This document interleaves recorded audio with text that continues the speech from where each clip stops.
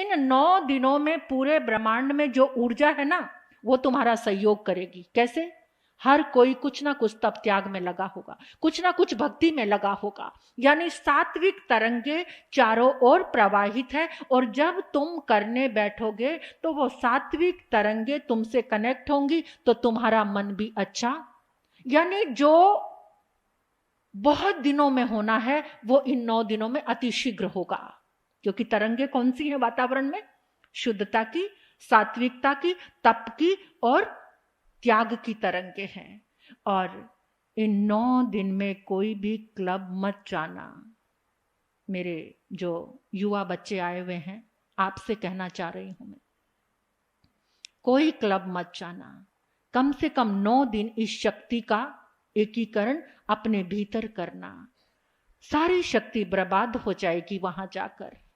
किसी ने इतना बड़ा कढ़ाया दूध का तैयार किया और उसमें 2-4 बूंदे नींबू की डल जाएं, तो क्या वो दूध रह पाएगा वैसे का वैसा?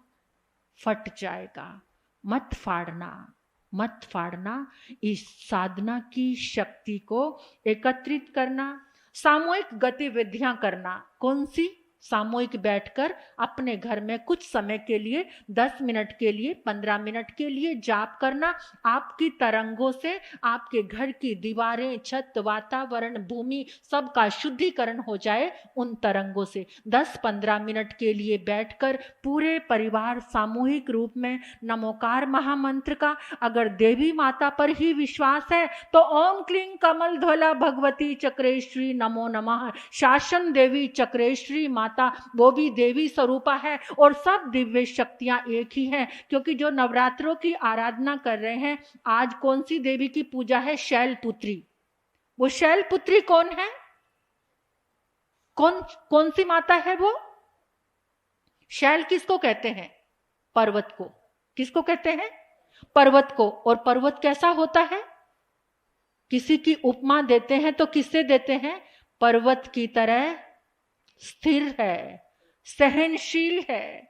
तो आपके भीतर में सहनशीलता की शक्ति, ज्ञान की शक्ति, स्थिरता, एकाग्रता की, धैर्य की शक्ति का जागरण हो। वो आत्मा के भीतर नेचुरल उसका गुण है, तो उसको आप प्रकट कर सकते हैं। और आत्म चिंतन, अपनी आत्मा का चिंतन करना, इसमें देवी गुणों की बहुत भरमार है। इतने देवी गुण हमारी आत्मा के भीतर ही हैं।